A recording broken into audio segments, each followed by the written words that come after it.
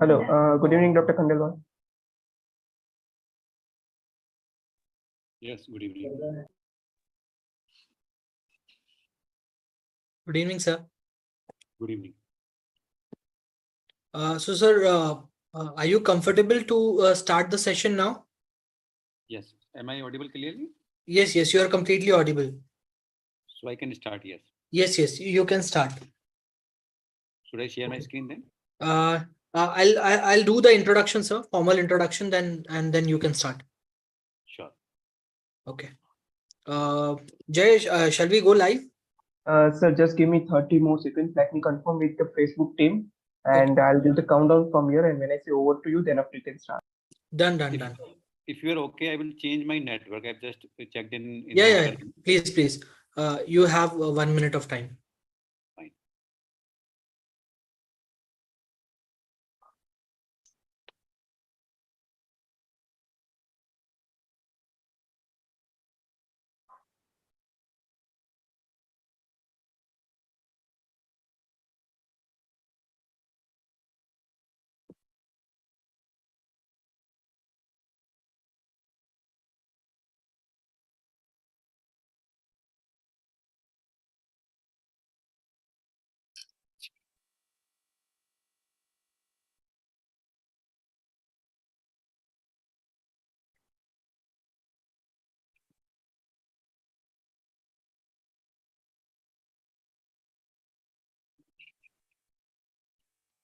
So, sir, should we start, sir?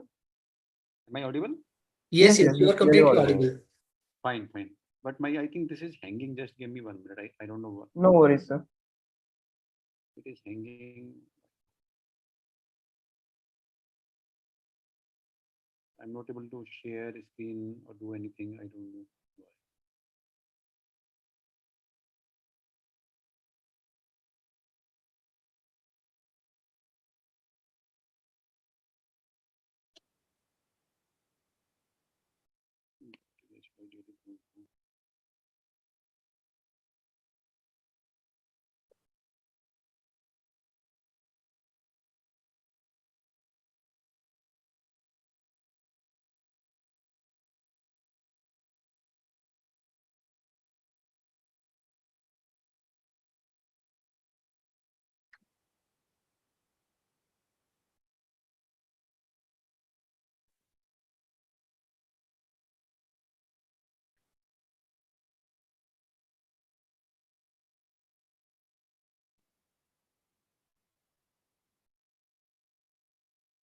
I really don't know. It has hanged.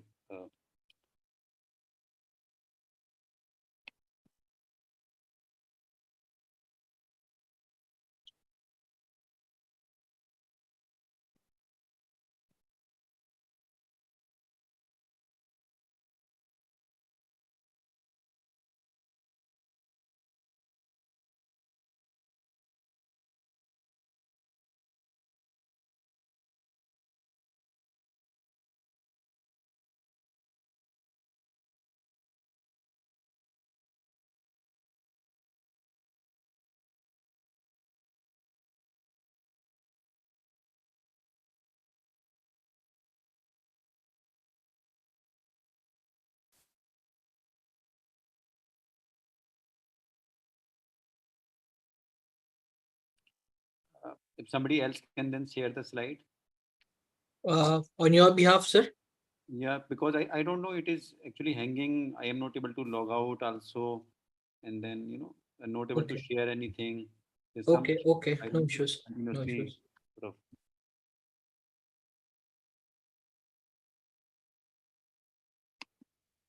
Metformin beyond diabetes. Yeah. Okay.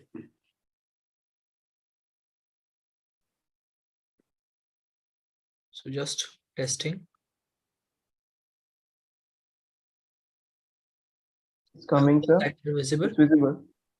Yeah. And the full screen. Okay. So Perfect. whenever you will say next, then I'll be shifting the screens. Yeah. Okay. So, sir, with your permission, should we start the session, sir? Yes, So, please. within the next sir, 10 seconds, we will be live. Yes.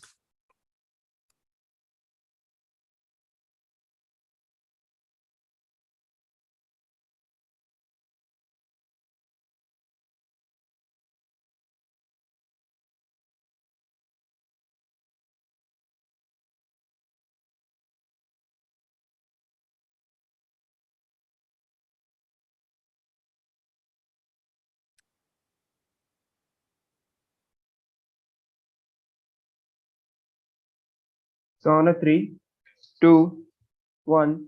So we are live now. You can start the session. Over to you. Good evening and welcome everyone to our today's crosstalk on metformin. As you all know, metformin is a blockbuster molecule. It was discovered in 1922 and today we are in 2022. It has completed its 100 years from the discovery. So as a tribute to such a wonderful molecule, we have gathered the eminent faculties, eminent panelists with us who will be speaking on metformin and its other roles. So we have Dr. Deepak Khandelwal with us, Dr. Pankaj Raut, and Dr. Ritesh Chaudhary as a part of the panel in today's session. The first session will be started by Dr. Deepak Khandelwal, uh, and this is his introduction.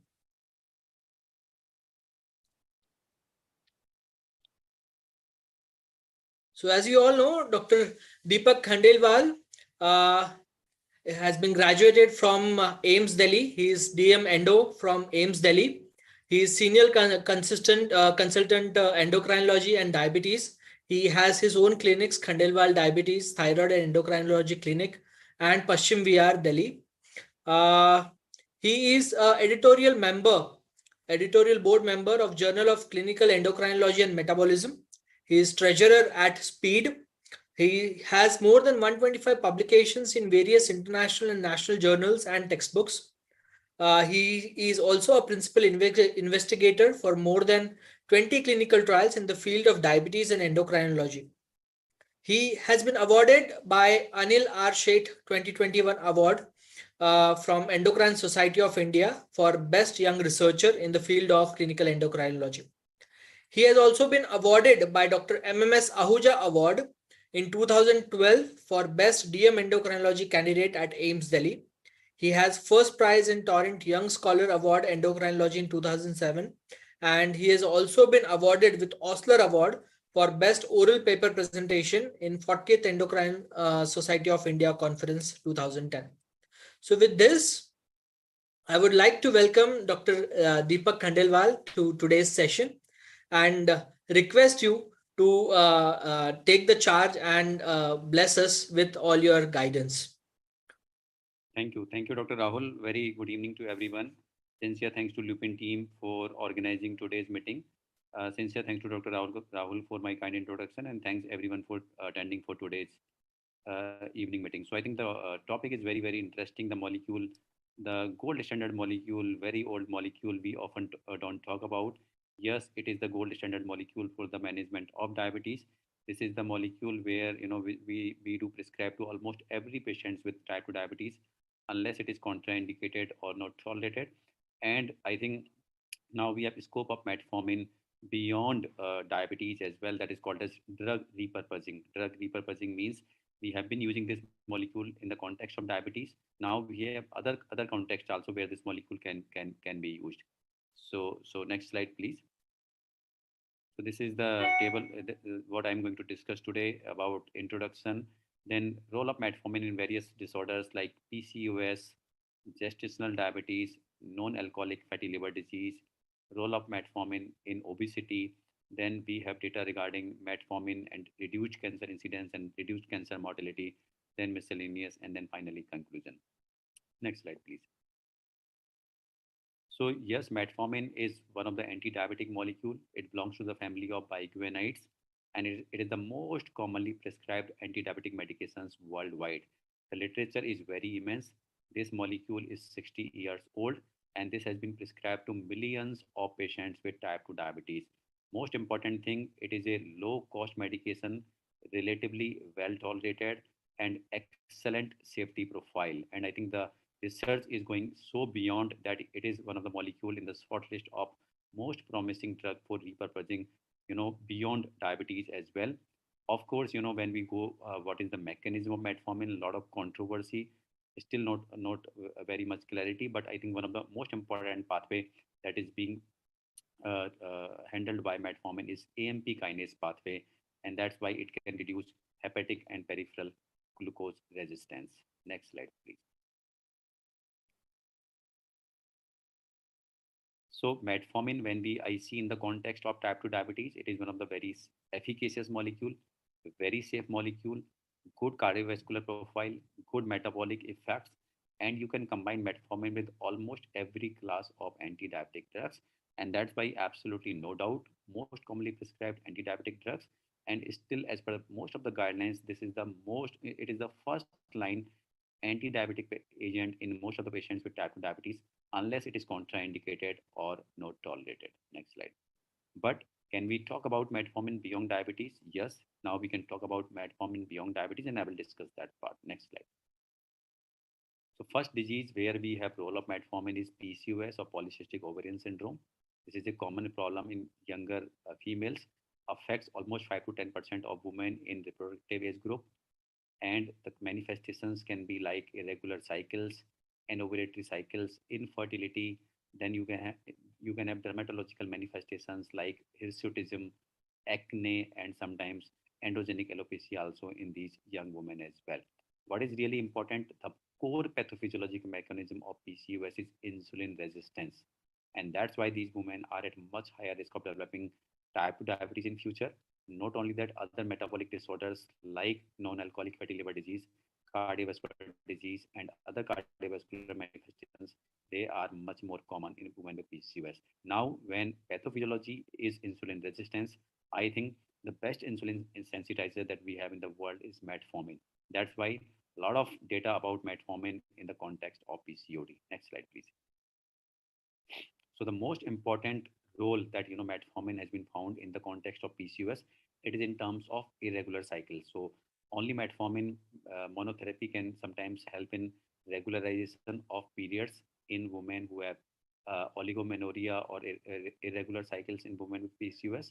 Also, it improves the ovulation rate also. In fact, in many of the infertility studies, metformin has been clearly shown to improve take-home baby rate in women with PCOS who have infertility. In fact, a lot of gynecologists and infertility specialists, they do prescribe metformin preconception, and not only that, they continue metformin even in the first trimester of pregnancy. In fact, there's one landmark trial where when the metformin was given periconceptionally and continued in the first trimester of pregnancy, it was clearly shown to improve the take-home baby rate at the end of a pregnancy. So yes, it helps in making cycles ovulatory.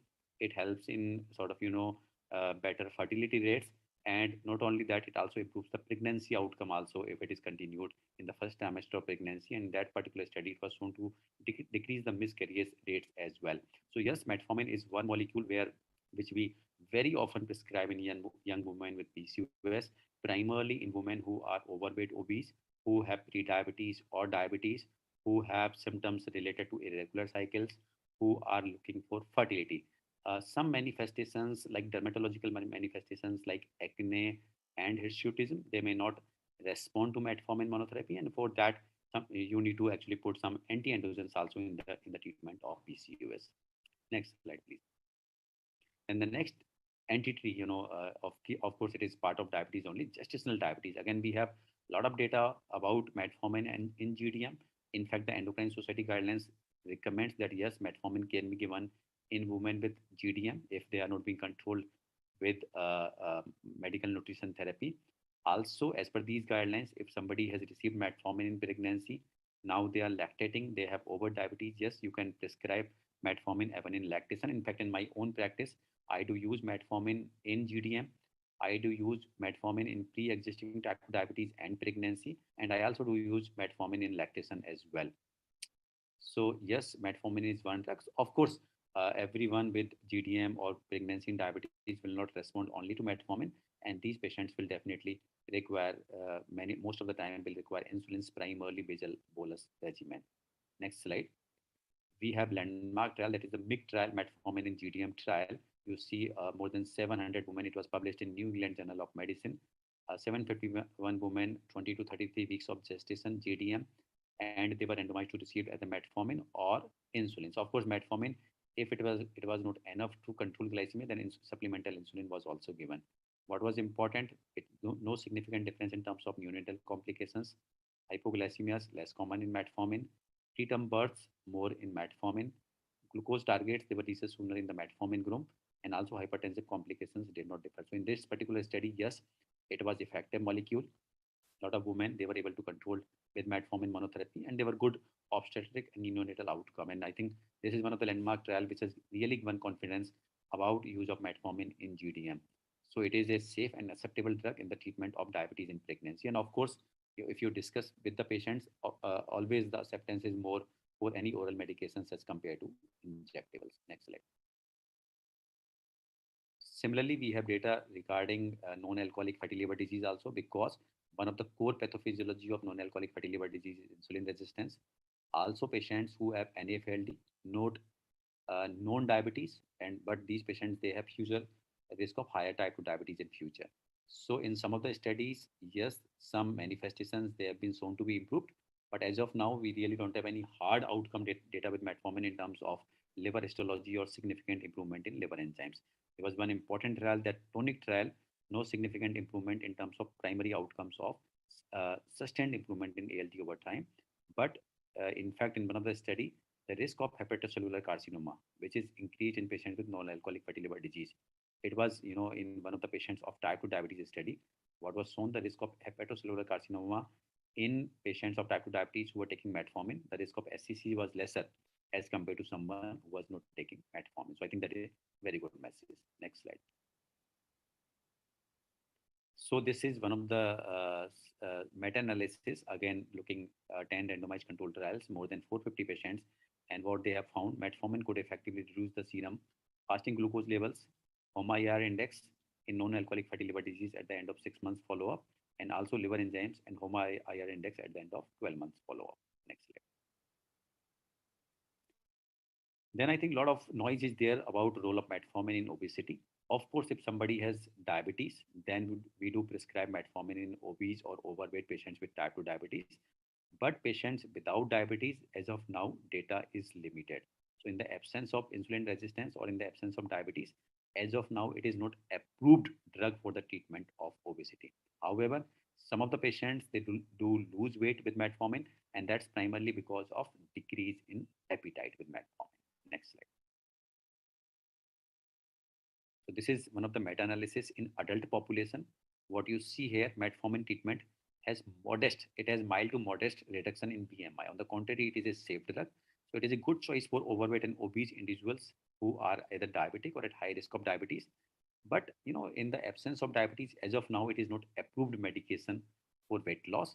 And probably at the end of 6 months, 1 unit reduction in BMI at the end of treatment. So I'm not saying it's a wonderful drug for obesity, but it is, at least some of the improvement were seen in overweight and obese patients. As of now, it is not yet approved for the treatment of obesity. Next slide. This is one of the systematic review and meta-analysis in children. So what you see here, in fact, metformin has safety data even for children also. And sometimes we have young children with type 2 diabetes where metformin can be comfortably used. So in this particular study, you see 24 randomized controlled trials in context of obesity, pre-diabetes, or non-alcoholic fatty liver disease, where it was used in population of 4 to 19 years in doses of 500 milligram to 2 gram per day. Next slide. So what you see here, metformin has modest but favorable effect on weight and insulin resistance, and a tolerable safety profile among children and adolescents with obesity. Again, it is not approved for the treatment of obesity in children, but yes, the results, they are encouraging. They have sort of modest efficacy as far as weight loss is considered, whether it is for adults or for children. Definitely, it will reduce insulin resistance. Sometimes a lot of young children, they do come to us with significant concern of acanthosis. So if you treat these children with metformin, you have significant reduction in insulin levels and acanthosis improves. Of course, metformin is not the first line treatment for that. The first line treatment is lifestyle. You have to tell parents about diet. Child need to do diet control as well as regular physical activities to lose weight. So weight loss is the first line treatment for overweight obesity. Lifestyle is the first line treatment. This is one study where postmenopausal women, they were treated with metformin, and there was significant improvement in one of the adipokines, that is adiponectin. So adiponectin is a good hormone. Higher adiponectin levels means good insulin sensitivity. So In this study, what you see, adiponectin levels significantly improved after 6 months of treatment with metformin. So I think that is a good study. Next slide. So beneficial effect, then yes, there a lot of noise is there that whether metformin can be used as anti-aging drug. In fact, two landmark trials they are ongoing. One is MILES, metformin in longevity study. Another is TAME, targeting aging with metformin. The preliminary analysis of results from MILES indicate that metformin may induce anti-aging transcriptional changes. However, it remains controversial as to whether metformin is protective in those subjects free of disease. As of now, it is not yet approved medication for anti-aging, but some encouraging data is already there. The beneficial effects of metformin on aging and health span, they are primarily indirect by its effects on cellular metabolism, results from its anti-hyperglycemic action, improvement in insulin sensitivity, decrease in oxidative stress, and protective effect on endothelium and vascular function. Next slide. Then we have a lot of data that metformin can have anti-neoplastic properties. It can reduce incidence of certain cancers. It can reduce mortality in certain malignancies. In one of the experimental studies in human prostate cancer cells, there were some of the changes like, it is so the metformin affects the expression and the phosphorylation in some of the proteins of the cell cycle and is called cell cycle arrest. So they are some of the mechanisms that are being proposed why metformin can have anti-neoplastic properties. Next slide.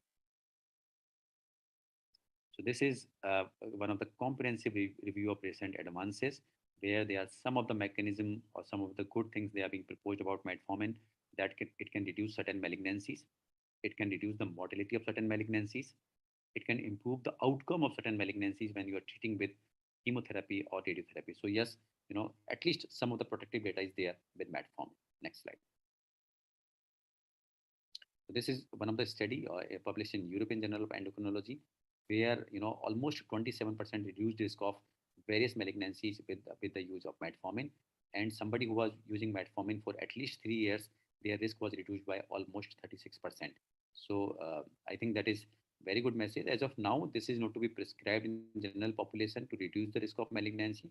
But if a patient with type 2 diabetes or patient with like PCOS or other conditions where you use metformin, I think there can be another advantages in terms of future lower risk of malignancies. Next slide. Then this is one of the interesting study. This is a updated review where what was shown that the risk of benign hypertrophy of prostate was also reduced with metformin.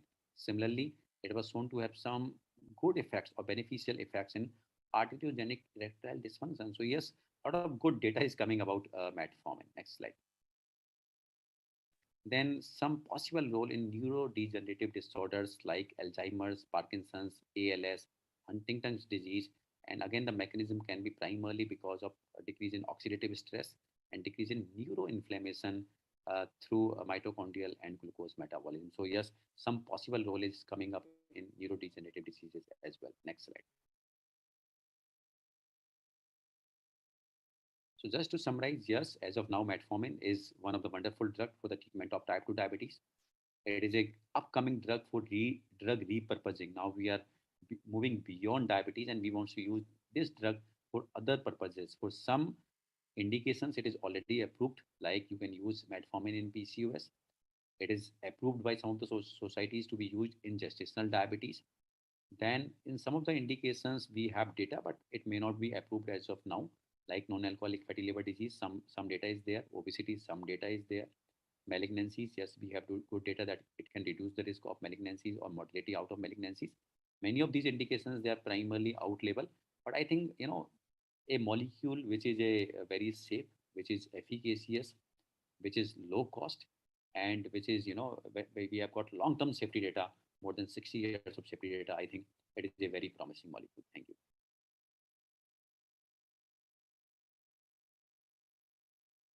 Well, thank you, sir, for that wonderful talk on metformin beyond diabetes. You have covered almost all the aspects that is related to diabetes and not related to diabetes as well, where metformin can work and has much more future perspectives. We have two more sessions. Uh, let us wait for 2 minutes for the speaker to enter into the session.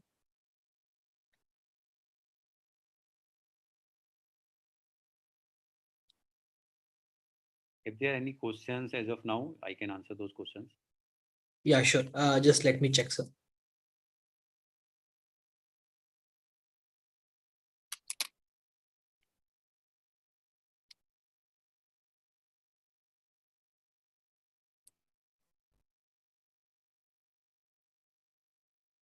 So there is one question, but this is regarding the cardiology aspect. Like, how do you see metformin in cardiology segment?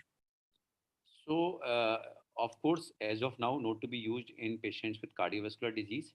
But as far as cardiovascular safety data is considered, I think, if I see the trials, of course, no cardiovascular outcome trials have been conducted with metformin. But if we see retrospectively, like UKPDS trials, their long-term follow-up, other trials where metformin has been used, I think data in terms of cardiovascular disease protection and safety is very, very reassuring. So, of course, we are reassured that it is cardiovascular safe. In fact, in some of the study, it is shown that it is cardioprotective as well. So, no dedicated cardiovascular outcome trials which are looking primarily for cardiovascular endpoints and long-term follow-up. But whatever data is available, 100% sure that it is a cardiovascular safe molecule, and very convincing data from some of the trials that it is probably cardiovascular protective as well. Right.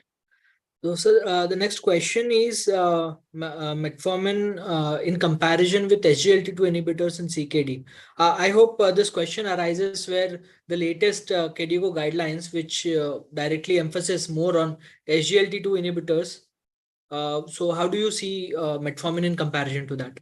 See, I think first two classes are absolutely different. So, I don't want to compare or, whether that is better or that is better. Metformin is absolutely a age-old molecule, more than 60 years of safety data.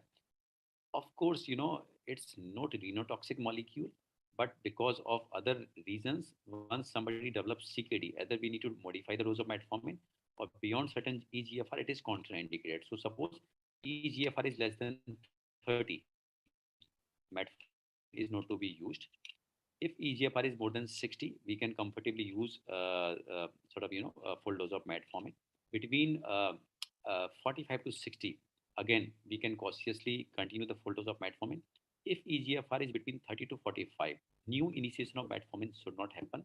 On the contrary, if somebody is already receiving metformin prior and now EGFR is between 30 to 45, then we need to use the half full dose of metformin. Means we should not give 1 gram, more than 1 gram per day of metformin. If somebody was priorly receiving metformin, now EGFR is between 30 to 45. On the contrary, if I see a new patients where metformin has not been used, and now EGFR is between 30 to 45, new initiation of metformin should not happen. As of now, we don't have any protective data with metformin, so that is absolutely not available. On the contrary, SGLT2 inhibitors, they're absolutely different molecule where a lot of protective data is coming up. Also, the guidelines, they have changed a very fast, because when these molecules came previously, for some of the molecules, they were contraindicated EGFR less than 60 or less than 45. Now, as more and more data is coming up, some of these molecules, they are now already approved up to EGFR of 15 or EGFR of 20. In fact, in some of the trials, SGLT2 inhibitors, they have been continued in patients even who have been on hemodialysis as well as part of the clinical trial. So, depending on the molecule, like, in DEPA-CKD trial, up to 20 EGFR, it was used in DEPA-CKD trial. Similarly, the EMPA kidney trial, up to EGFR of 25 or I think up to 15 as well. In some of the patients, the empagliflozin was continued. We need to really understand SGLT2 inhibitors, they may not be effective as anti-hyperglycemic agents when the EGFR is low, because they will not cause any glucose excretion through kidney. So they may not have any impact on glycemic control in those patients, but because of hemodynamic benefits, because they can further reduce the risk of CKD, they can be used in those patients. In fact, now some of these molecules like after DEPA-CKD trial, dapagliflozin is already approved to be used in patients with CKD, even in the absence of type 2 diabetes or even in the absence of diabetes as well. Right. Sir, the next question is on PCOD. How do you see metformin in lean PCOD patients who do not have insulin resistance? Yes, Right. I think it is very important question because it is absolutely like asking metformin in lean type 2 diabetes. And I'm sure all of us are using metformin in lean type 2 diabetes because sometimes we feel that lean type 2 diabetes may not have insulin resistance. But if we check their insulin levels, we do HOMA IR, what you will realize a lot of Indian lean type 2 diabetes patients, they have abdominal obesity. You know, and sometimes you see the BMI is like 22, 21. In spite of that, they have high visceral fat, they have high liver fat, and they have insulin resistance. So if you're from your clinical experience, if metformin is working in lean type 2 diabetes, similarly metformin do work in lean PCOS also, because similarly a lot of these young women, they are having apparently normal BMI, but they have high visceral fat. I think what is really important for some of the manifestations, metformin works very well, like in terms of insulin resistance, in terms of improving regularity of cycles, in terms of improving ovulation rate, and also in terms of improving infertility rate in PCOS.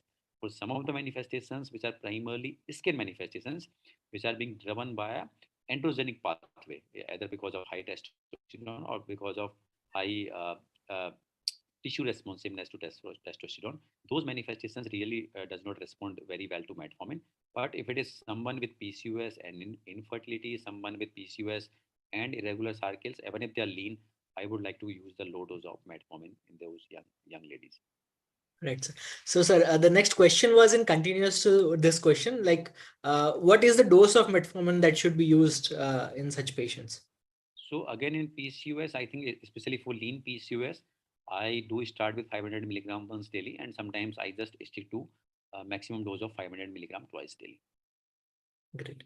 Uh, sir, the next question is on metformin and neurogenerative. So, there, it says that there are preclinical evidences on neurogenerative evidences on metformin. So, is there any clinical data? So as of now, yes, we primarily have experimental and preclinical data. As of now, any strong data out of good clinical trials, that is absolutely lacking. Right. So, the next question is, I think this is again repetitive question.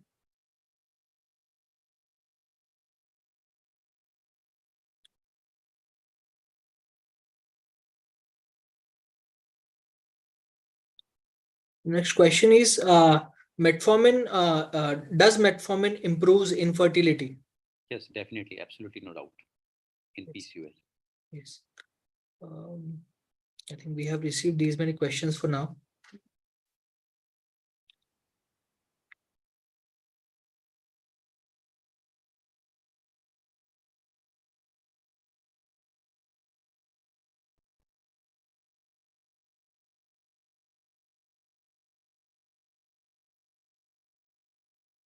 Yes.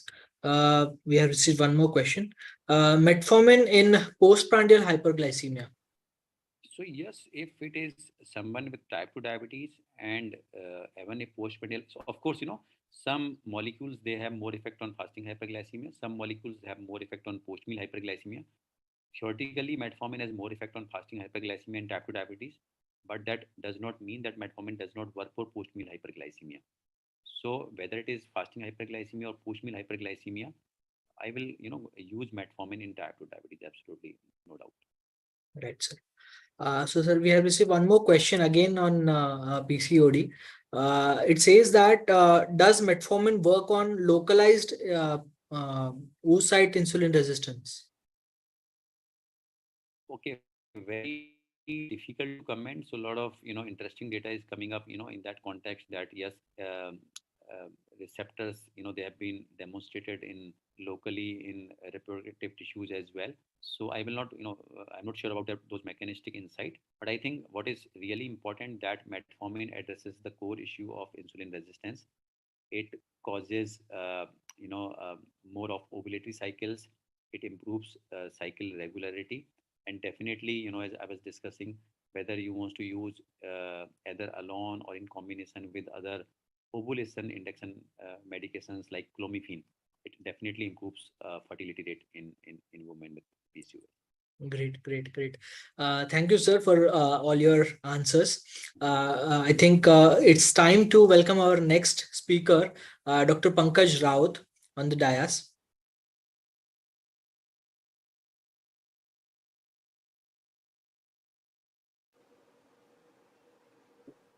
Yeah. Welcome, Dr. Pankaj Raut. Dr. Pankaj Raut is senior consultant cardiologist. He has also done his fellowship from ACC and ESC. He is MD Medicine from LTMMC Mumbai and has then pursued his academic interest and completed DM Cardiology from Sir JJ Group of Hospitals, Mumbai. He has achieved further expertise in advanced interventional cardiology in Sir JJ Hospital, Mumbai again. He has published and presented his research work in national and international conferences and is currently working as senior consultant cardiologist at Rhythm Heart and Critical Care, Nagpur. So we welcome you, sir, to deliver Thank you. your talk today. So the dais is yours. Thank you. I'm audible? Yes, yes. Okay. Just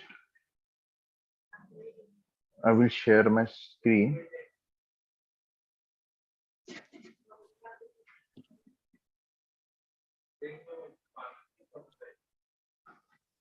Or can you share the PowerPoint presentation? Sure, sure, sure.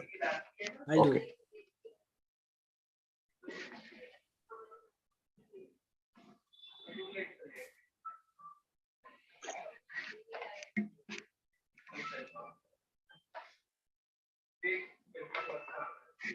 Okay. Thank you.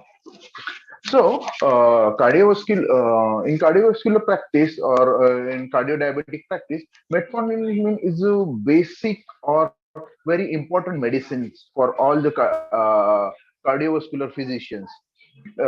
It is not like that. It is only used in diabetes, but it is definitely used in every aspect of like obesity, metabolic syndrome,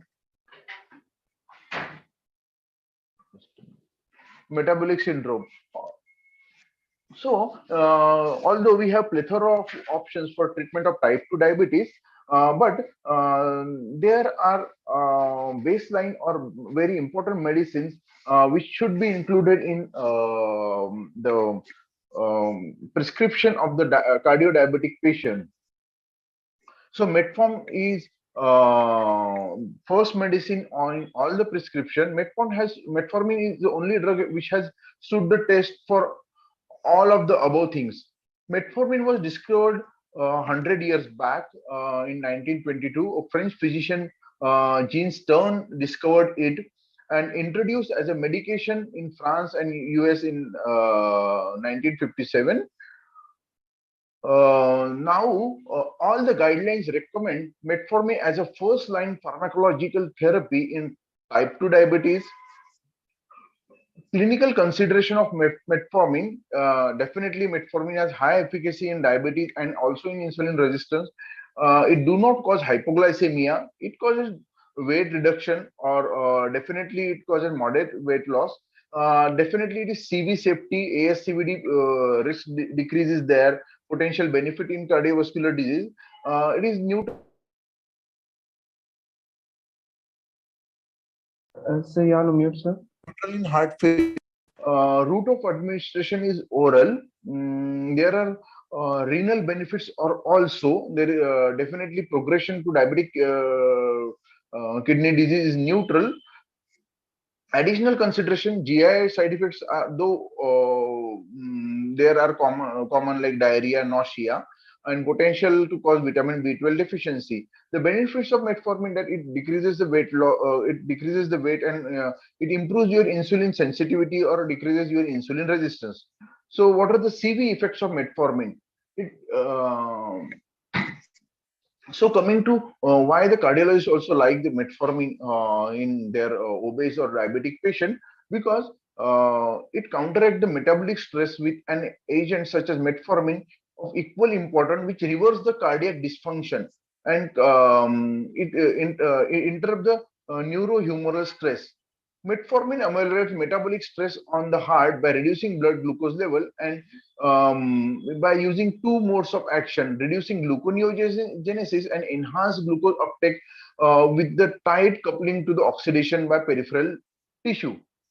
So, proposed cardioprotective action of metformin is it suggested that it works on mitochondrial complex 1 and inhibit AMP deaminase, which both increases the cytosolic AMP ATP ratio. Metformin is particularly beneficial in ischemia reperfusion injury. Metformin plays direct and indirect protective roles in cardiovascular system. Metformin not only protect type 2 diabetes patients from cardiovascular disease and heart failure, but also restore insulin secretion activity and protect pancreatic beta cells from lipotoxicity and glucotoxicity. So, what are the actions of metformin? Metformin protects heart and pancreatic beta cell in addition to its improved insulin sensitivity in primary insulin targeted organs such as liver, fat, and muscle. Metformin takes pleiotropic action and exerts protective effect from the cardiovascular disease and heart failure, which are resultant due to insulin resistance and obesity and metabolic syndrome. So metformin, this diagram represent that how metformin improves the mitochondrial respiration, ATP synthesis. It also decreases cardiomyocyte apoptosis, cardiac fibrosis, and it decreases cardiac sympathetic tone and also decreases the plasma insulin concentration. 10 years follow-up in UKPDS registry, which has shown that there is reduction in MI and all-cause mortality in metformin group. Metformin reduce should be initiated at the time of diagnosis. Benefit are enhanced by early intervention and timely achievement of the glycemic target. Reduction in greater cardiac risk factor compared to all the sulfonylurea or insulin. Reduction sustained throughout the 10-year follow-up in UKPDS registry. The cardiovascular effect of metformin are further reason to consider a old drug as a cornerstone in therapy of type 2 diabetes because it decreases the insulin resistance, it increases the fibrinolysis, it decreases the oxidative stress, it decreases the inflammation, and it decreases the glucotoxicity. So coming to 2019 ACC-AHA guidelines for primary prevention of cardiometabolic disorder or cardiovascular disorder, it says that all type 2 diabetes should start with tailored nutrition plan focusing on heart healthy diet. And 2A recommendation is initiation of metformin as a first line therapy along with lifestyle therapy at the time of diagnosis to improve glycemic control and reduction in ASCVD. This is big thing that metformin should be started to reduce the risk of atherosclerosis cardiovascular diseases. Metformin is associated with the low risk of mortality. Treatment with metformin had associated 15% lower risk of mortality in diabetic patients with heart failure compared to treatment with sulfonylurea and insulin. So, effects of metformin on cardiovascular disease had studied in lot of randomized trials, and they have suggested the reduction in all-cause mortality, diabetic-related complications have also been reduced.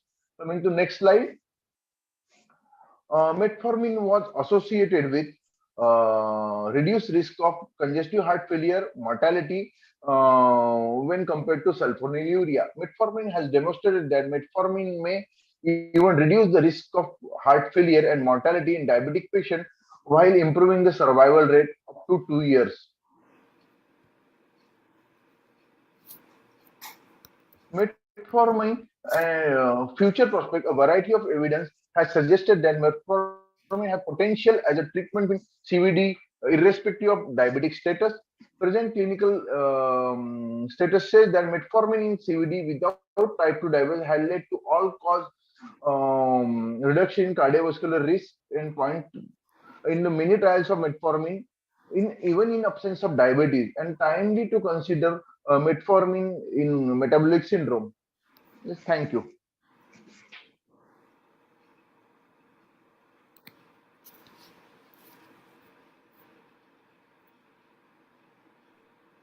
Thank you, sir. That was very brief and to the point talk on metformin's perspective and cardiology perspective. So our next panelist and our speaker is Dr. Ritesh Chaudhary. So I welcome him to today's session.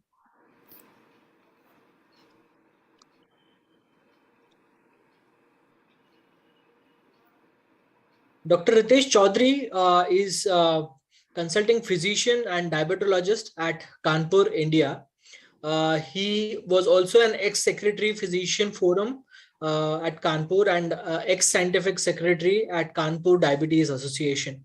His academic interests are diabetic nephropathy and neuropathy, and his academic interest on drugs is DP4 inhibitors and GLP-1. He has also studied the effect of ARBs, that is olmesartan, in reversal of early microalbuminuria in diabetes. He's also involved in post-marketing trial of many drugs. He has delivered more than 200 talks and presentations at different scientific forums in last 10 years and has also chaired a number of scientific seminars, including RSSDI. He is actively involved in educating people about prevention of diabetes and is also responsible for publishing his articles in local magazines, newspapers, and giving his views on television programs of Kanpur and also in India Today magazine. He is actively involved in a school physical education program and awareness in school-going children and diabetes, and strongly believes in catch them young so that there will be no any future complications. So with this, I would like to invite Dr. Ritesh Chaudhary to today's session, and he will be speaking on metformin, old, still the gold. Thank you. Thank you, Dr. Rahul. And let me share the screen. And good evening, everybody. Am I audible? Yes, yes, sir.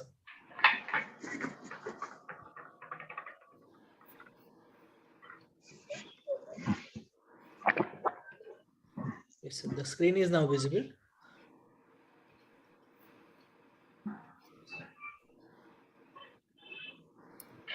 Is it coming? Yes, yes, yes. Okay.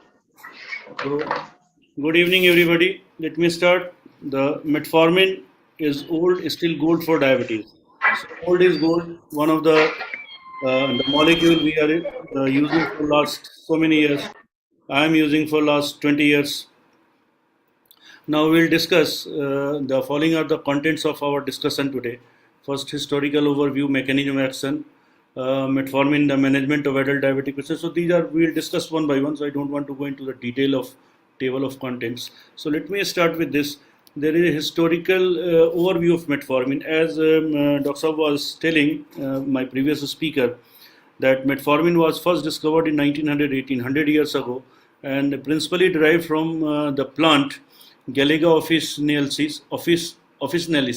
Galega officinalis. This is a also known as goat's rui. This plant is traditionally this plant Europeans used as a medicinal plant in the past, but suddenly they discovered that this plant they also have a glucose reducing potential, and it was used to treat urination and increased thirst, that is symptoms of glucosuria. And years after that, in 1940, metformin was another again. It was researched because from this plant as an when there was a search for anti-malarial agent. So at that time also metformin was recognized for its ability, and they found that again this molecule is able to reduce blood glucose. And Gene Stern first in 1957. This was also Gene Stern in 1940, who tried to discover use this molecule as an anti-malarial. He is a French physician, and he published data with for metformin's superior ability as a hyperglycemic agent. But after a long gap, because apart from metformin, other bigonides like fenformin, they were associated with increased risk of lactic acidosis, and because of these adverse effect, the metformin was also included, was not given any heat, and after a long gap in 1994, US FDA first approved metformin, and after 1995 it was widely prescribed. And you can see the molecule which was discovered in 1957, in fact 1940 when it was first, its presence was, and when we can go back to 1918. So since 1918, WHO added in 2011 this molecule as its list of essential medication. So this molecule had a long wait. This such a wonderful molecule we are using, and now the condition is that we cannot think of treating type 2 diabetic patient without metformin, and the patients are those who are intolerable to metformin. They are very unfortunate patient because very early they require insulin uh, because of the non tolerability of metformin in them. And in 2002, metformin became the most commonly prescribed oral anti-diabetic agent.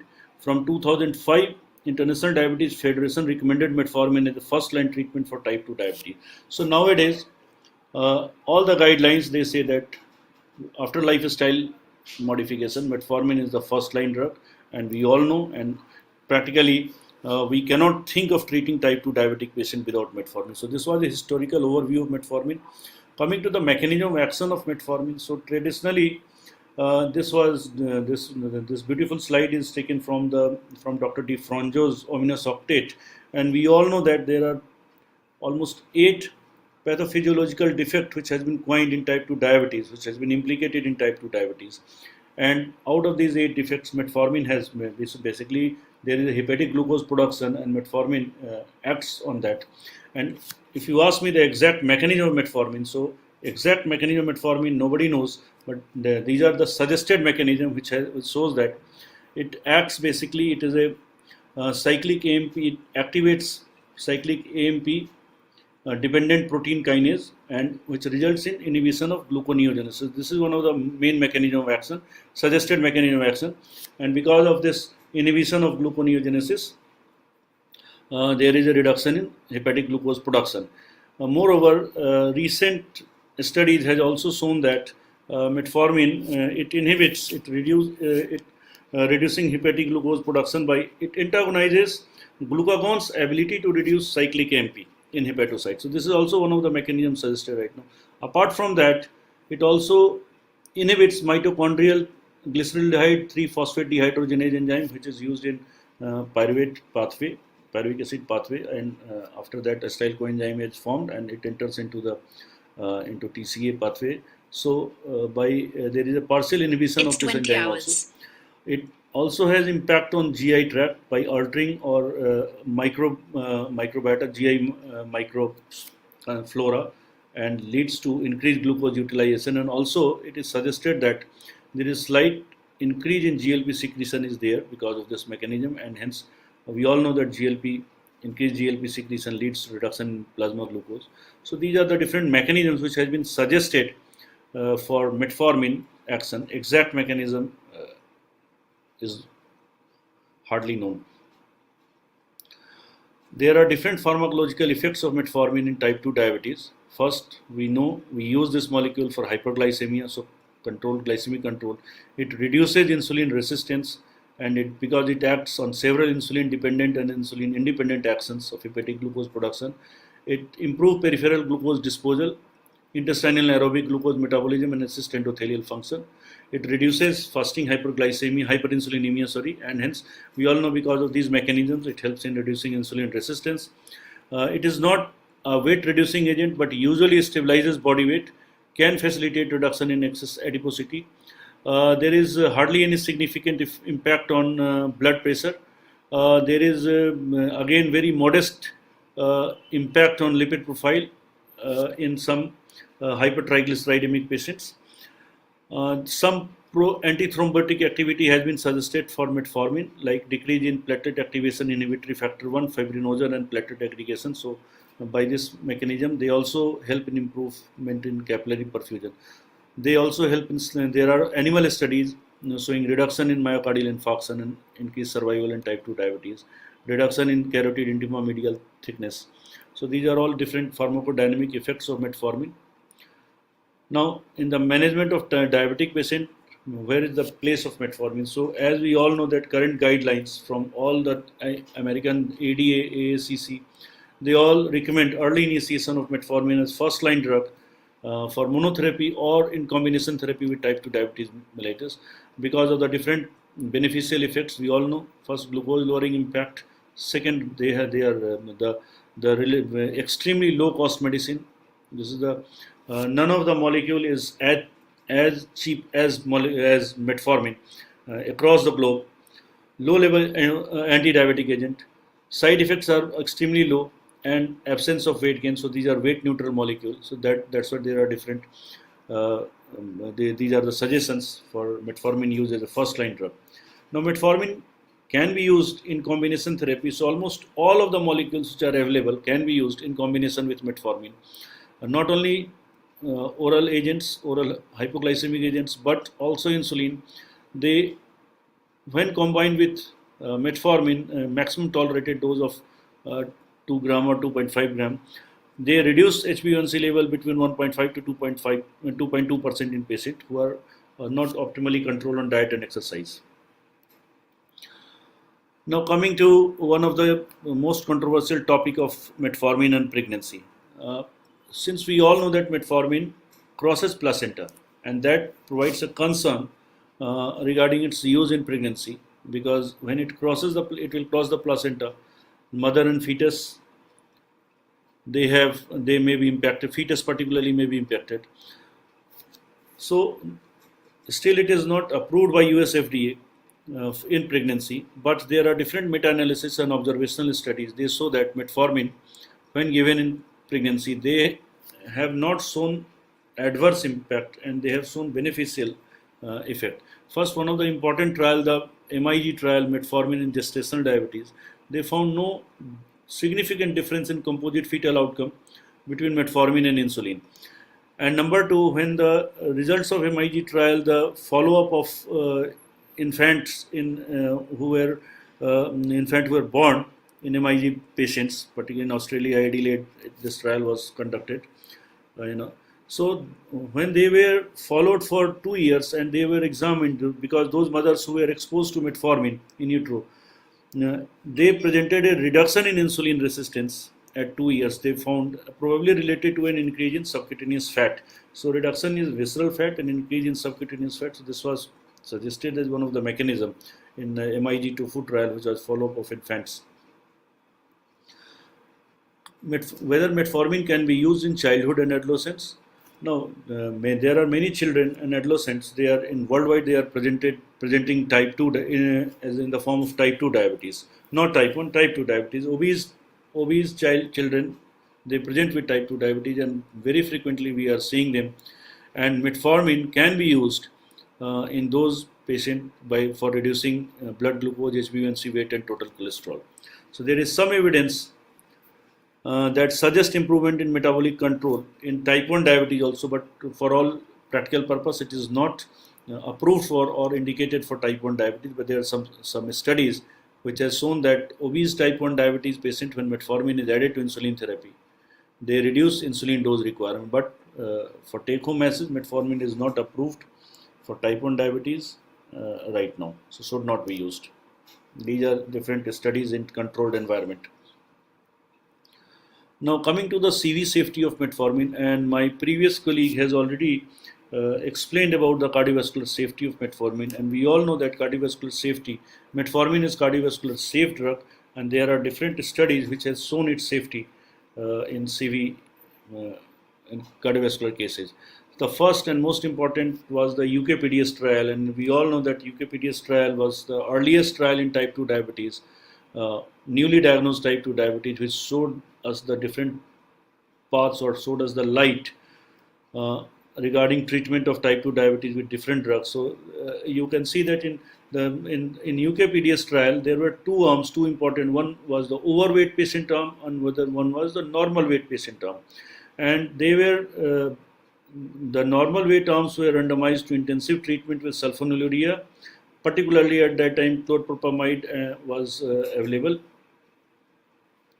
and glibenclamide, those intensive treatment with sulfonylurea or insulin, and another arm was the diet therapy, dietary management of diabetes. So because at that time there were no so many number of drugs were not available as right now we have.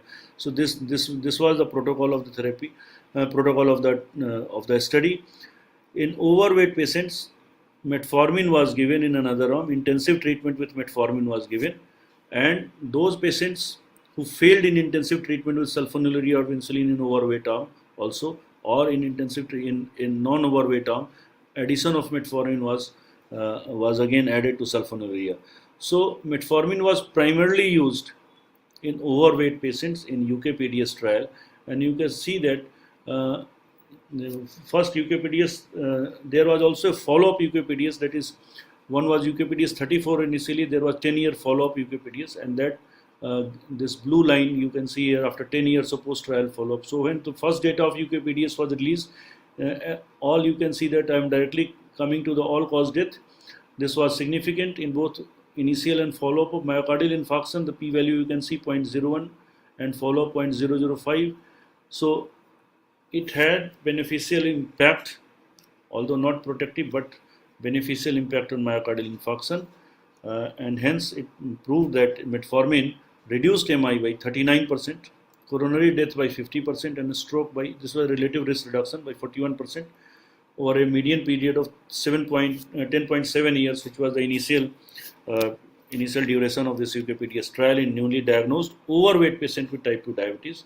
Not underweight patient, hardly very few number of underweight patients were given, or normal weight patients, not underweight, normal weight patients were given metformin or sulfonylurea without previous cardiovascular disease. So metformin was considered as a safe drug in these are the data we have. So in addition to glucose lowering impact or effects of metformin, metformin also has shown weight neutrality. So not like sulfonylurea, insulin or pioglitazone, it increases weight. So it is one of the beneficial effects. It has extremely low hypoglycemia risk, practically free of hypoglycemia. Reduction in cardiovascular events independent of glucose lowering, as I have already said. Improved survival, potential advantage effects of drug on the macro and microvasculature. So 10-year follow-up UK-PDS study in 2008 also showed a continued, this is a legacy effect we came to know from follow-up UK-PDS study, that continued cardiovascular benefit was found in those who were using metformin in the earlier UK-PDS trial, UK-PDS 34. So metformin has impact on cardiovascular system. It is a cardiac safe drug. We do not have cardiac protective effect, but cardiac safety is there. There are different meta-analysis and systematic review on metformin, which has there's different analysis which has studied metformin and control arm. No metformin was there, control arm, placebo was there. So they have also shown, the different meta-analysis has shown impact of metformin on cardiovascular safety. So these are the different meta-analysis. I don't want to go into the detail of all the meta-analysis, but they have shown cardiovascular safety.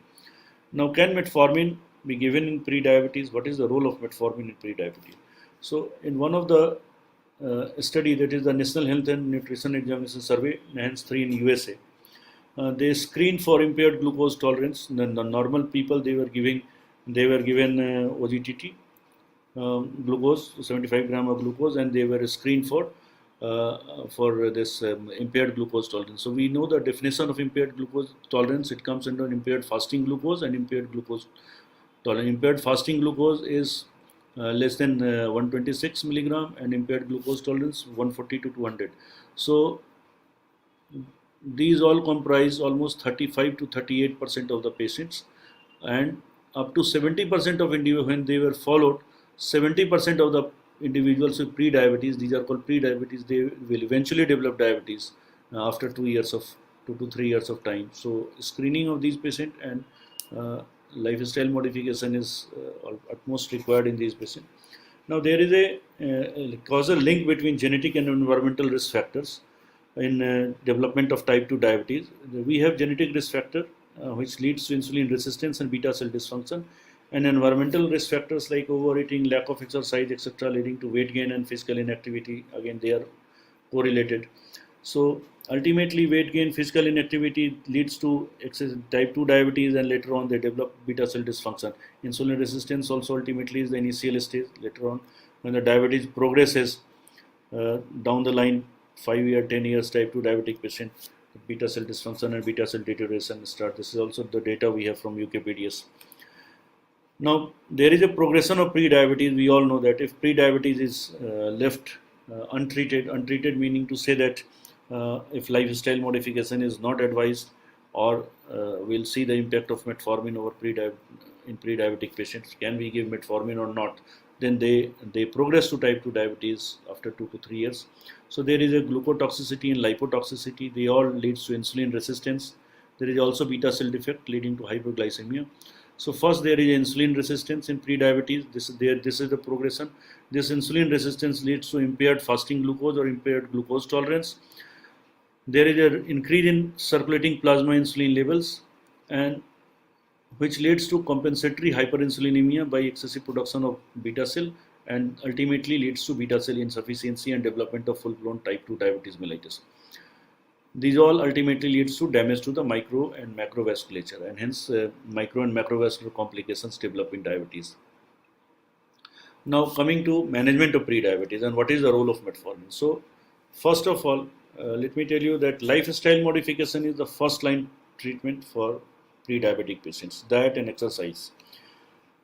Regular physical activity, at least moderate physical activity, 150-minute regular walk per week, that is suggested, or 30-minute walk per day, at least 4 to 5 days over a week period is suggested, and that has been studied in different programs. What is the impact of metformin and lifestyle on total and LDL cholesterol? So practically metformin has very small impact on total cholesterol, you can see, in comparison to lifestyle modification, and over also LDL cholesterol. In fact, this lifestyle has diet and exercise. If lifestyle modification has maximum impact on changes in lipid, both in LDL cholesterol and in total cholesterol. Metformin has very small impact over changes in LDL cholesterol. Now, can metformin be given in pre-diabetic patients?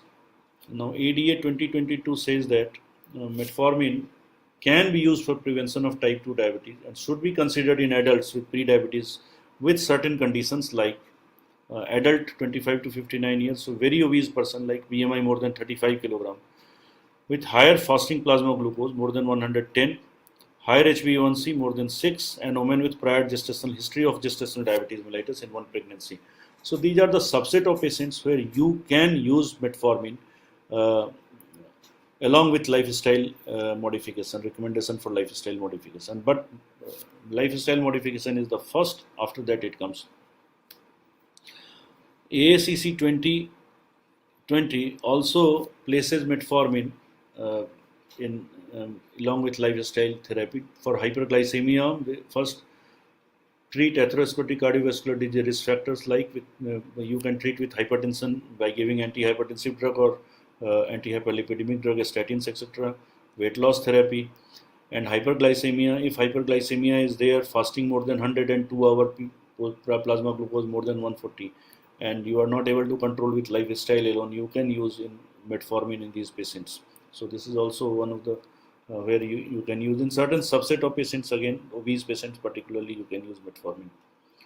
Now, what are the studies in primary prevention using metformin, that is in pre-diabetic patients? As I said, this is one of the studies, the Big Pro study, the biguanides and the prevention of the risk of obesity. So these were the patients who were non-diabetic patients where waist to hip ratio was high, that is they with central adiposity patients were selected, but they were not having diabetes, and they were given metformin in combination with lifestyle modification. And the result of this study showed that there was a significant weight loss when metformin was combined with lifestyle. There was a better maintenance of fasting blood glucose. Total and LDL cholesterol was reduced, but primarily, as we have already shown in previous slide, that this is mostly due to exercise and lifestyle changes, dietary changes, and greater decrease in reduction in fasting plasma insulin concentration. So there was a reduction in insulin resistance. And this was an early observation that suggested metformin would be a suitable candidate for long-term intervention treatment in prevention of diabetes. Now coming to one of the very important trial, the diabetes prevention program, which was the results were published in 2002. This was a US-based trial where lifestyle modification, metformin arm and placebo arm, three arms were studied in pre-diabetic patients, and you can see that in placebo the recruit incidence rate was 11%, in metformin 7.8%, lifestyle 4.8%. So maximum reduction in the development of diabetes from pre-diabetic patients was 58% with lifestyle intervention. After that, there was 31% in metformin. So practically, there was practically no improvement in metformin and lifestyle combined. So lifestyle is the first. Apart from, there are subset of patients who are very obese, not following proper lifestyle because of one of another reason, because of the osteoarthritis, because of the cardiac problem. You can use metformin in those cases. I have shown, but the impact of lifestyle is again maximum. Now there is also effect of long-term metformin therapy. In the follow-up of this diabetes prevention program, its outcome study on coronary artery calcium, and we know that coronary artery calcium score is used for as a surrogate marker for the atherosclerosis. So in this long-term intervention study, almost 3,000 patients with pre-diabetes, they showed, as I have already discussed, reduced diabetes risk with lifestyle and metformin compared to a placebo. In this patient, subclinical atherosclerosis was also assessed in almost 2,000 participants and with coronary artery calcium measurements after an average of this follow of 14 years. And 14 years, what was the result? The result was that metformin calcium score severity and presence were significantly lower among men in metformin versus placebo group. So this was also one of the findings which suggests that long-term use of metformin can be helpful in reducing cardiovascular events. We have Indian Diabetes Prevention Program also. The Indian Diabetes Prevention Program, this was conducted, and with again the control lifestyle modification, another arm metformin, and one arm was lifestyle along with metformin both. So metformin here also, metformin was very effective to reduce the progression rate of impaired glucose tolerance or pre-diabetes to diabetes in Asian Indian patients at a much lower dose. Here 500 milligram per day metformin was used, whereas in the US DPP program it was 850 milligram twice per day, that is 1700 milligram daily per day of metformin was used. So we Indians, it shows that we Indians have extremely good response of metformin at very low dose. 500 milligram can also be helpful. And moreover, we in our study, the Indian Diabetes DPP study, lower number of people needed to be treated with metformin to prevent one case of diabetes. The NNT was 6.9 as compared to in the US DPP it was 13.9. So our Indian patients, we have better response to metformin in comparison to our Caucasian counterpart. And as I said, there was in this trial also, there was no additional benefit of combining metformin with lifestyle modification. So you must first advocate lifestyle modification to the patient. Almost everybody in type 2 diabetes or type 1 even also, they should be advocated lifestyle modification. Coming to what is the role of metformin in gestational diabetes, Dr. Khandelwal has already spoken over this role of the metformin in GDM. So again, this study, GDM, for the DPPOS study, that is a follow-up of DPP trial, where subset of women, 350 women with a history of gestational diabetes, but no, and in another arm, the patients were selected, women without any GDM. So those patients who had gestational diabetes mellitus, intensive lifestyle intervention and metformin, they reduce the progression to diabetes as compared with placebo by 35% and 40%. So this has lifestyle modification along with metformin. They are helpful in those patients with history of gestational diabetes mellitus, and but in this study also, those patients who are not having history of GDM, metformin had no impact. But lifestyle intervention reduced progression to diabetes by 30%. So again, LSM is the best one. But if the patient has history of GDM and obese patient, you can obese or overweight patient, you can use metformin, and they are helpful in reducing the development of diabetes. As we all know, 40 to 60% of the GDM patient after 2 years they have the propensity to develop full-blown type 2 diabetes. Coming to weight loss, we all know that metformin is a weight neutral drug, but if it helps in reduction in weight when combined with other lifestyle activity, with a 53% reduction in incidence of diabetes, and again in the this DPPOS program, this was mostly effective in BMI more than 35 kilogram per meter square and participant less than 45 years of age with a 44% reduction. Metformin has hardly any impact on weight between 60 to 85 years of age. Cost effectiveness, we all know that we are using metformin. It is the least expensive molecule we have in our armamentarium to treat diabetes, and the annual cost which AD estimated in it did a study in 2012, and it found that out of the total 306 billion direct medical cost, total medical cost due to diabetes, which is more than one of $5 spent on medical care in the US. So intensive lifestyle intervention and metformin also from the DPP and DPPOS study, they confirmed that it is extremely cost effective, and metformin treatment is possibly cost saving over 10 years. So we all know, because of the multiple effect of metformin on our in type 2 diabetes, and its cost is very much cost effective. So to conclude, metformin is accepted worldwide. This is the first line drug. Most of the guidelines, almost every guideline, they say that one should use after lifestyle modification. If it fails, use metformin in type 2 diabetic patients. It is also sometimes used as an adjunct to lifestyle modification in pre-diabetes cases and insulin resistant state.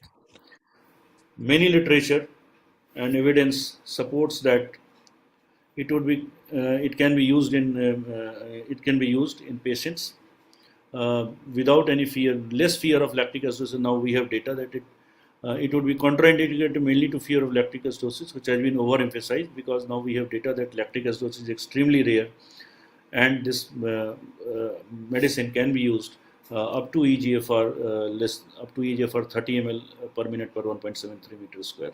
So between 30 to 45, you can reduce the risk to metformin up to 1000 milligram per day. Over 60 ml you can use it. So now the chances of lactic acidosis, if you are cautious enough, then it is extremely low. And because of its impact on reduction in oxidative stress, it has also gained attention as a treatment for neurodegenerative diseases like Alzheimer's disease or in cancer, etc. So with this, I would like to thank you all for patient hearing.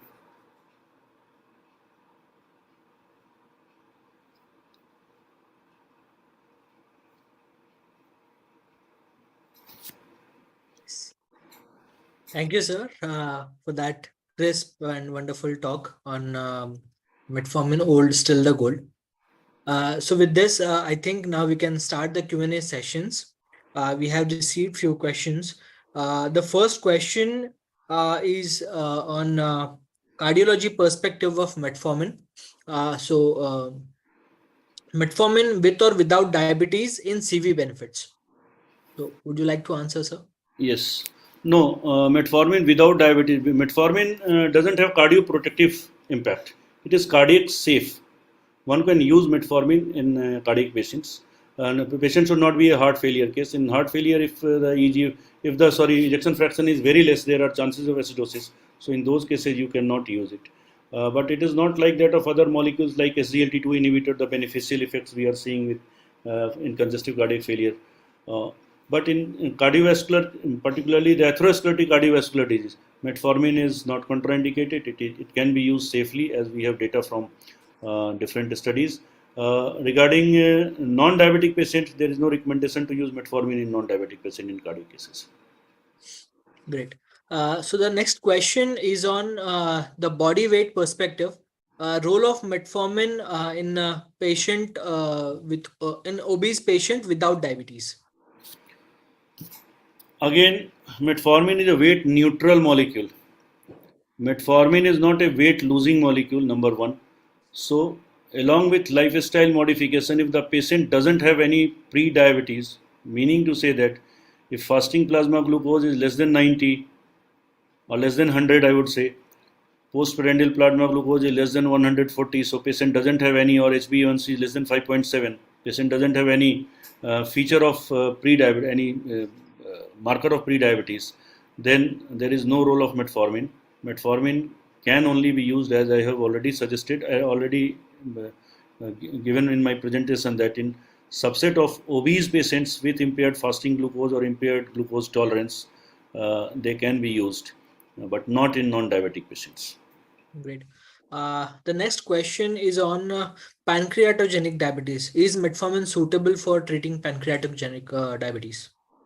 There is no contraindication of metformin in treating pancreatogenic diabetes, because metformin, the mechanism of action, pancreatogenic diabetes basically, ultimately there is a damage to beta cell in pancreas because of fibrocalculous pancreatitis or other, and patient requires insulin. We are using metformin in those cases, some because it has impact on hepatic glucose production. So because they are not like type 1 diabetes, they develop like insulinopenia because of the damage to beta cell in liver. And if the patient is obese, metformin can be used, 500 to 1000 milligram we are using in those cases, so it can be used in pancreatogenic diabetes. Great. The next question is on pre-diabetes or drug-naive patients. So can metformin be, have you seen any resistance to metformin in pre-diabetes or drug-naive patients? Yes, resistance to metformin because of, as I said, it is not very common. Few cases you can see resistant to metformin. The efficacy which you are expecting, that is not as great as it should be, because one of the mechanism of metformin is it reduces the glucagon impact of production of cyclic AMP. As I said in my presentation, the mechanism action of metformin. So metformin actually reduces the hepatocyte in the liver, the production of AMP by glucagon.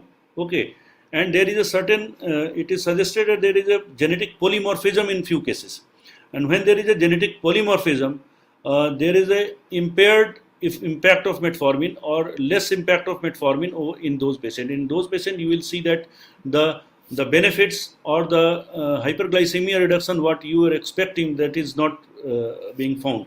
So that is that might be one of the reason of metformin resistance, or I would say not complete resistance, partial resistance of metformin in those cases. Complete resistance, hardly, I have not seen complete resistance, that metformin is not active. Metformin is able to reduce plasma glucose, and there are certain polymorphism because of that genetic polymorphism that might lead to reduction in the impact of metformin on reducing plasma glucose. Great. That was completely a different perspective. The more questions are pouring in, but looking at the paucity of time, we will take one or two questions, and then we will conclude the session, sir.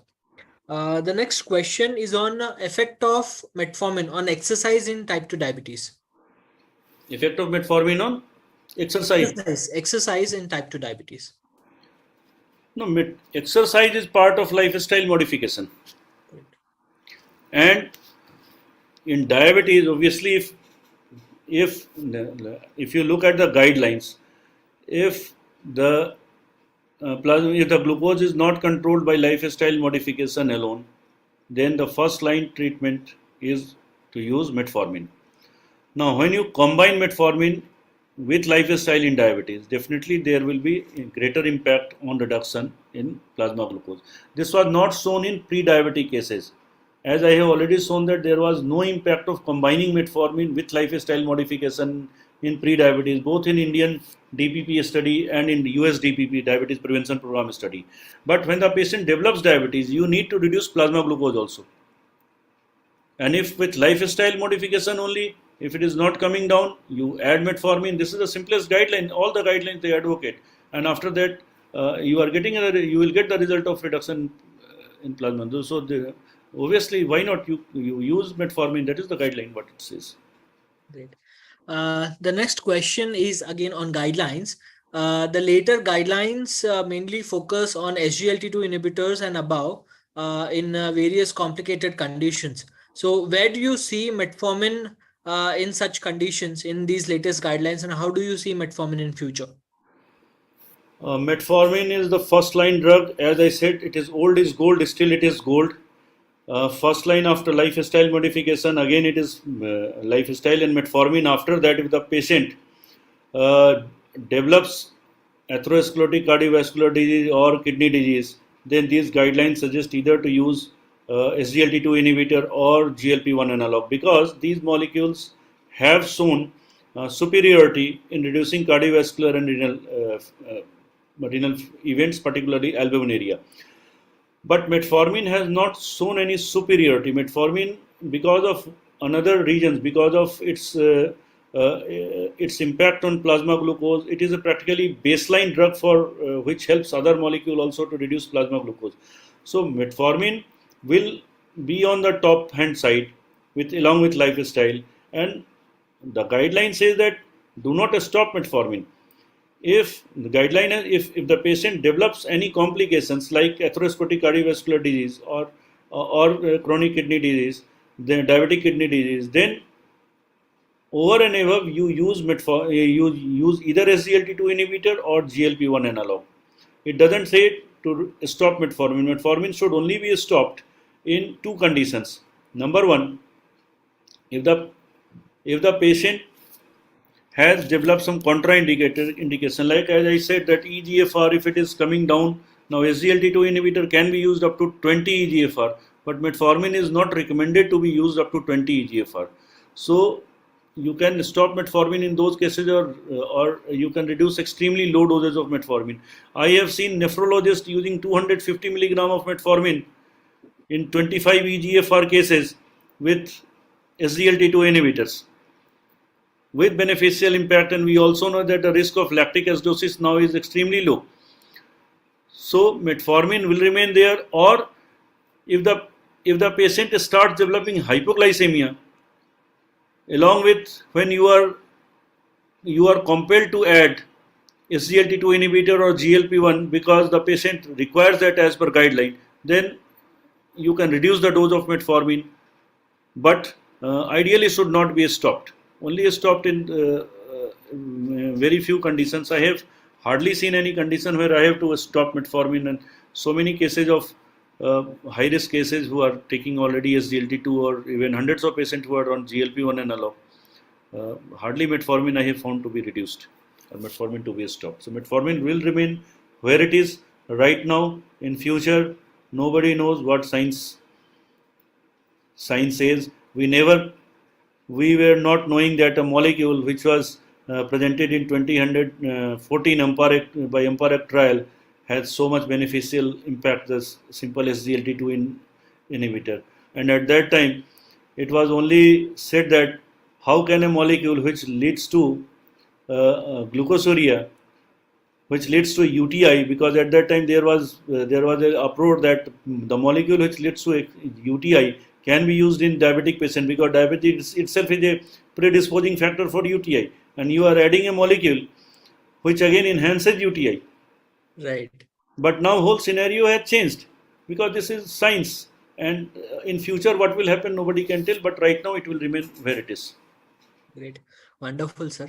Thank you for adding all your perspectives to, again, different questions of our audience. So with this, I would like to conclude today's session. I hope all the sessions were fruitful to you and you have enjoyed all the sessions with the blessing of their presence. So with this, I would like to thank all the speakers, Dr. Ritesh Chaudhary, Dr. Deepak Khandelwal, and Dr. Pankaj Raut for blessing us with their presence and taking this session at next level.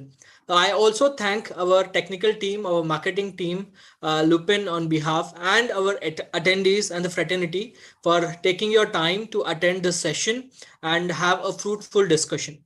So thank you once again. Have a good day. Happy New Thank Year. you.